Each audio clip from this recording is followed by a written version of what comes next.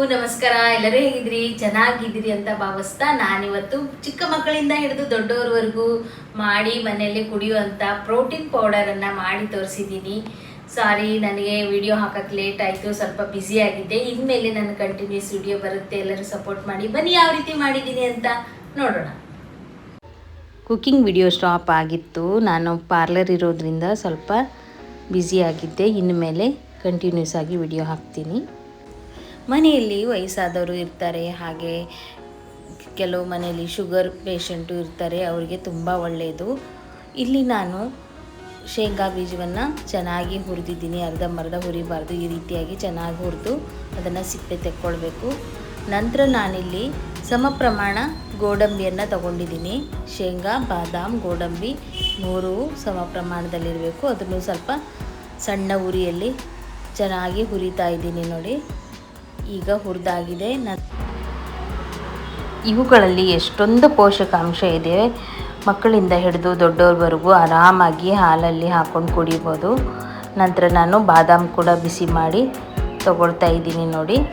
ಆಮೇಲೆ ಶೇಂಗಾ ಸಿಪ್ಪೆಯನ್ನು ತೆಗೆದು ಇಟ್ಕೊಂಡಿದ್ದೆ, ಈ ರೀತಿಯಾಗಿ ಮಾಡಿಟ್ಕೊಳ್ಬೇಕು ಶೇಂಗಾವನ್ನು.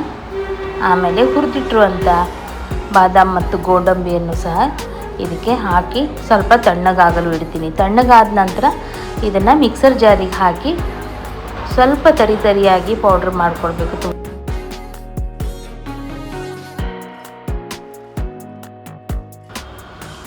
ಈ 3 ತರಿಯಾಗಿ ಪೌಡ್ರ್ ಮಾಡಿ ತಗೊಂಡಿದ್ದೀನಿ ನೋಡಿ. ಇಷ್ಟಾದರೂ ಸಾಕು. ಅದು ಹಾಲಲ್ಲಿ ಹಾಕಿ ಬೇಯಿಸಿದಾಗ ಕುಡಿಯುವಾಗ ಮಧ್ಯ ಬಾಯಲ್ಲಿ ಸಿಗುತ್ತೆ, ತುಂಬ ರುಚಿ ಅನಿಸುತ್ತೆ.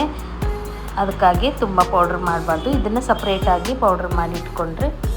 ಇಲ್ಲಿ ಹೆಸರುಬೇಳೆ ತೊಗೊಂಡಿದ್ದೀನಿ, ಹೆಸರುಬೇಳೆಯನ್ನು ಚೆನ್ನಾಗಿ ಹುರಿದು ತೆಗೆದಿಟ್ಕೊಳ್ಬೇಕು. ಆಮೇಲೆ ಕೆಂಪು ಕಡಲೆ, ಅದನ್ನು ಕೂಡ ಸಮ ಪ್ರಮಾಣದಲ್ಲಿ, ನಾವು ಎಷ್ಟೆಲ್ಲ ಕಾಳುಗಳನ್ನು ತೊಗೊಳ್ತೀವೋ ಅದೆಲ್ಲ ಸಮ ಪ್ರಮಾಣದಲ್ಲಿ ಇರಬೇಕು.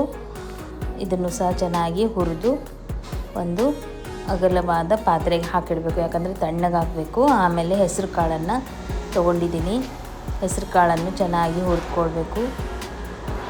ಇದು ಹುರಿದಾದ ನಂತರ ರಾಗಿಯನ್ನು ತಗೊಂಡಿದ್ದೀನಿ ಸಮ ಪ್ರಮಾಣದಲ್ಲಿ, ಇದನ್ನು ಸಹ ಚೆನ್ನಾಗಿ ಹುರಿದು ತಗೊಳ್ಬೇಕು ನೋಡಿ. ಇದೆಲ್ಲ ತಣ್ಣಗಾಗಬೇಕು, ಒಂದ್ಲಿಗೆ ಮಿಕ್ಸರ್ ಜಾರಿಗೆ ಹಾಕಬಾರ್ದು, ಯಾಕಂದರೆ ಬಿಸಿ ಇದ್ದರೆ ಮಿಕ್ಸರ್ ಜಾರ್ ಹಾಳಾಗುತ್ತೆ. ಆಮೇಲೆ 1 ಮುಷ್ಟಿಯಷ್ಟು ನಾನು ಗೋಧಿ ಇತ್ತು, ಗೋಧಿಯನ್ನು ಹಾಕಿದ್ದೀನಿ. ಆಮೇಲೆ ಫ್ಲೇವರಿಗೋಸ್ಕರ ಏಲಕ್ಕಿ ಹಾಕಲೇಬೇಕು, ಯಾಕಂದರೆ ಹಾಲಲ್ಲಿ ಹಾಕಿ ಕುದಿಸಿ ಕುಡಿಯುವಾಗ ಫ್ಲೇವರ್ ತುಂಬ ಚೆನ್ನಾಗಿ ಕೊಡ್ತದೆ. ಎಲ್ಲವನ್ನು ಈ ರೀತಿ ಹುರ್ಕೋಬೇಕು. ಗೋಧಿ ನೋಡಿ ಎಷ್ಟು ಚೆನ್ನಾಗಿ ಉಬ್ಬಿ ಬಂದಿದೆ.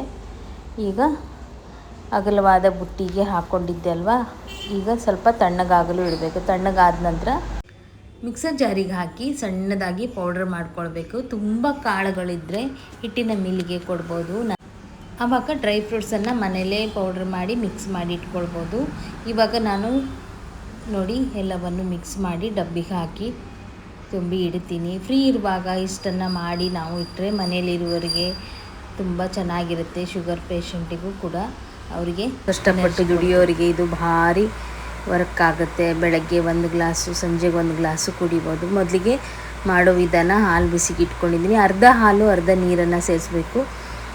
ಆಮೇಲೆ ಇದನ್ನು ಕುದಿಸಬೇಕು. ಕುದಿ ಬರೋಷ್ಟರಲ್ಲಿ ನಾವು 3 ಚಮಚ ಪೌಡರನ್ನು ಒಂದು ಬೌಲಿಗೆ ಹಾಕಿ ಮಿಕ್ಸ್ ಮಾಡಿ ಇಟ್ಕೊಳ್ಬೇಕು. ನಂತರ ಹಾಲು ಕುದಿ ಬಂದ ಮೇಲೆ ನೋಡಿ ಇದನ್ನು ಹಾಕಬೇಕು. ಮತ್ತು ಈ ಬಟ್ಲಿಗೆ ಸ್ವಲ್ಪ ನೀರನ್ನು ಹಾಕಿ ಮತ್ತು ಮಿಕ್ಸ್ ಮಾಡಿ ಹಾಕಿ, ಯಾಕಂದರೆ ಡ್ರೈ ಫ್ರೂಟ್ಸು ಮತ್ತು ಇದೆಲ್ಲ ಒಳ್ಳೆ ಪದಾರ್ಥನೇ, ವೇಸ್ಟ್ ಮಾಡಬಾರ್ದು. ಯಾರಿಗೆಲ್ಲ ಹಾಲು ಕುಡಿಯೋಕ್ಕೆ ಇಷ್ಟ ಆಗಲ್ವೋ ಅವರು ನೀರಲ್ಲಿ ಸಹ ಈ ಗಂಜಿಯನ್ನು ಮಾಡ್ಕೊಳ್ಬೋದು, ಆರೋಗ್ಯಕ್ಕೆ ಬಹಳ ಒಳ್ಳೆಯದು. ಯಾರು ಬೇಕಿದ್ರೂ ಕುಡಿಬೋದು. ನೋಡಿದ್ರಲ್ವಾ, ಈ ರೆಸಿಪಿ ನಿಮಗೆ ಇಷ್ಟ ಆಗಿರುತ್ತೆ ಅನ್ಕೊಳ್ತೀನಿ. ಇಷ್ಟ ಆಗಿದ್ರೆ ಲೈಕ್ ಮಾಡಿ, ಶೇರ್ ಮಾಡಿ, ಸಬ್ಸ್ಕ್ರೈಬ್ ಮಾಡೋದನ್ನು ಮರಿಬೇಡಿ. Thank you.